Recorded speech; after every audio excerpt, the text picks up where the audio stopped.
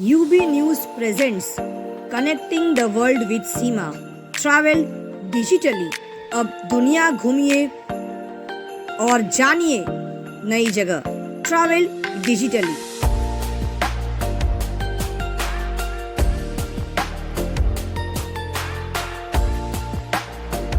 नमस्कार, उज्जवल भारत के travel digitally में आपका स्वागत है। आज हम बात करेंगे गुजरात के एक ऐसी जगह के बारे में जिसका नाम है शबरी धाम। शबरी धाम दक्षिण पश्चिम गुजरात के डांग जिले के आह्वा से 33 किलोमीटर और सापुतारा से लगभग 60 किलोमीटर की दूरी पर सुबीर गांव के पास स्थित है। माना जाता है कि शबरी धाम वही जगह है जहां शबरी और भगवान राम की मुलाकात हुई थी।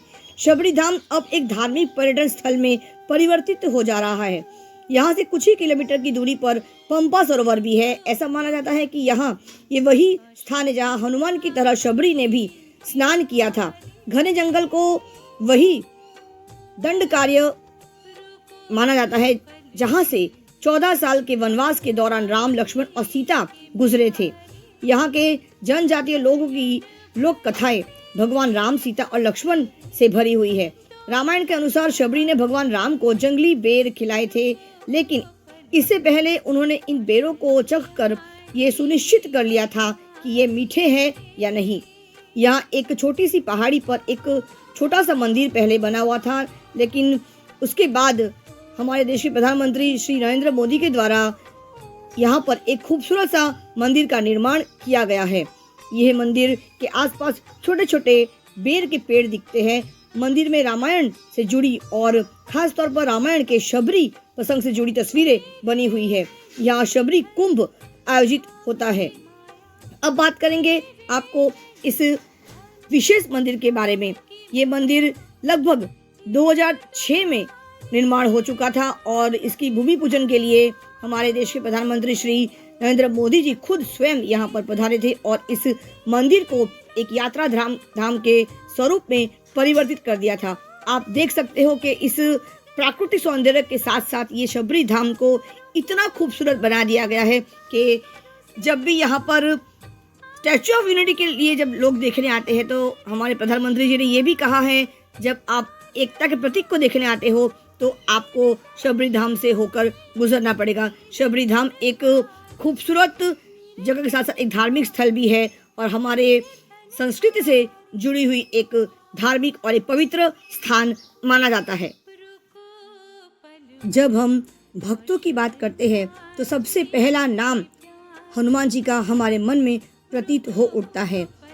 उसके बाद जब हम बात करते हैं कृष्ण और अर्जुन की, तब हम सब ये जानते हैं कि अर्जुन के सारे प्रश्नों के उत्तर किस प्रकार से गीता के श्लोक के माध्यम से कृष्ण ने उन्हें दिया और आज ये भागवत गीता पूरे विश्व में प्रचलित हो चुका है। ठीक उसी तरह से शबरी भी एक ऐसी भक्त है जिन्होंने राम जी की भक्ति जिंदगी भर उन्होंने किया और उनकी भक्ति में इतनी पवित्रता थी कि जब जब उन्होंने श्री राम को बेर खिलाने चाहे तब पहले खुद चखे ताकि भगवान राम को कोई ऐसे बेर न खिला दे जो खट्टे हो या फिर जो मीठे न हो। और श्री राम उनकी इस भक्ति को देखकर मुस्कुराए, मंद मंद मुस्काए और वे उनकी इस भक्ति से बड़े ही प्रसन्न हो उठे।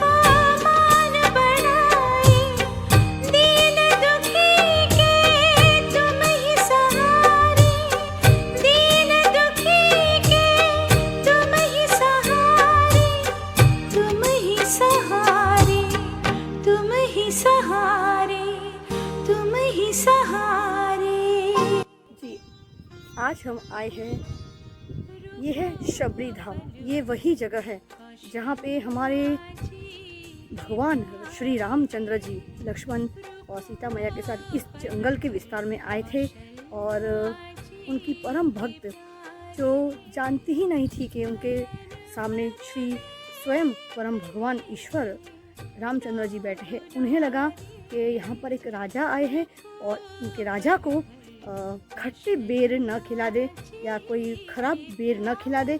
इसीलिए शबरी ने यहाँ पर हर बेर को खुद पहले चखा और उसके बाद उन्होंने रामचंद्र जी को अर्पण किया। वो कहते हैं ना, भक्ति में कभी भी कोई नकल चीज़ नहीं होती है। झूठे भेड़ ज़रूर खिला रही थी, लेकिन उसकी भक्ति में कोई भी नकलीपन नहीं था। इसलिए हमारे भगवान श्री रामचंद्र जी ने बड़े मुस्कुराते हुए उनका ये झूठे बेर वो खाते रहे और मुस्कुराते रहे। और आज हर हमारे हिंदू धर्म के हर व्यक्ति, समाज के हर व्यक्ति दुनिया भर में आज शबरी की इस भक्ति से आज समझ गए हैं कि भक्ति में कभी भी कोई नकलीपन नहीं होता है।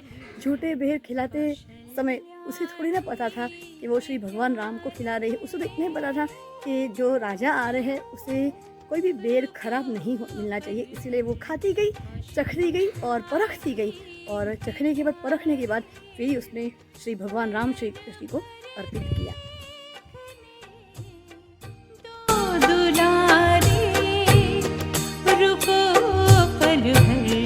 कौशल्या जी के प्यारे,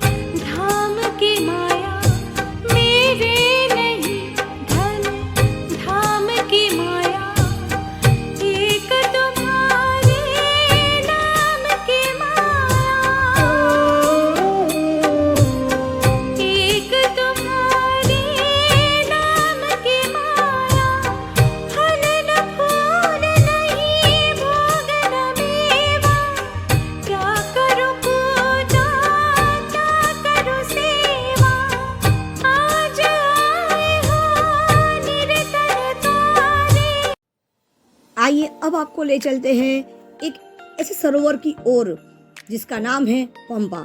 जी हाँ, ये शबरी धाम से बहुत निकट है। पंपा सरोवर पूर्णा नदी के तट पर स्थित है, जिसे प्राचीन काल में पुस्तारिणी के नाम से भी जाना जाता था। शबरी धाम से लगभग 10 किलोमीटर की दूरी पर, जहाँ भगवान श्री राम ने शबरी माता से मुलाकात की थी, पंपा झील पौराणिक और ऐतिहासिक महत्व रखती है, क्योंकि इसमें रामायण के अरण्य कांड का उल्लेख किया गया है। माता शबरी के गुरु मतंग ऋषि ने पंपा सरोवर के पास अपना आश्रम बनाया था। दिवाली की रात को बड़ी पूजा होती है और आसपास के कई गांव के लोग इस स्थान पर आते हैं। पंपा सरोवर का पौराणिक और ऐतिहासिक महत्व है। दिवाली की रात बड़ी पूजा की व्यवस्था की जाती है और आसपास के गांव के बहुत सारे भक्त पंपा सरोवर झील में अनुष्ठान करते हैं। देश भर से श्रद्धालु और पर्यटक शबरी धाम की यात्रा के दौरान इस झील पर जरूर एक बार आकर दर्शन करते हैं। शबरी धाम से लगभग 6 किलोमीटर की दूरी पर जरसोल गांव के पास पंपा झील पंपा नदी के तट पर एक ताजे पानी की झील है। पौराणिक मान्यता है कि शबरी माता के गुरु मतंग ऋषि ने पंपा झील के किनारे अपना आश्रम स्थापित किया था। आहवा नवापुर मार्ग पर सुबीर गांव से 4 किलोमीटर की दूरी पर चमक डूंगर नामक पहाड़ी पर स्थित शबरी माता का यह मंदिर एक ऐसा स्थान है जहां भगवान राम की भील महिला शबरी से मुलाकात हुई थी। कहा जाता है कि शबरी ने इसी स्थान पर भगवान राम को चखने वाले बेर चढ़ाए थे। 3 पत्थर जिन पर भगवान राम और उनके भाई लक्ष्मण और शबरी के बारे में कहा जाता है कि ये आज भी पूजे जाते हैं। तो आपको हमारा ये वीडियो कैसा लगा कमेंट करके जरूर बताइएगा। Ujjwal Bharat news travel digitally with Seema Bhattacharya. आज के लिए बस इतना ही। फिर एक बार मुलाकात करेंगे एक नई जगह के साथ, ट्रैवल एंड एक्सप्लोर के साथ।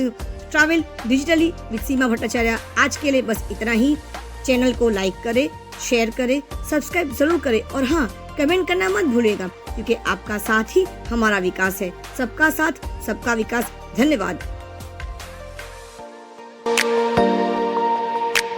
Stay connected digitally for next episode. Bye bye. Take care.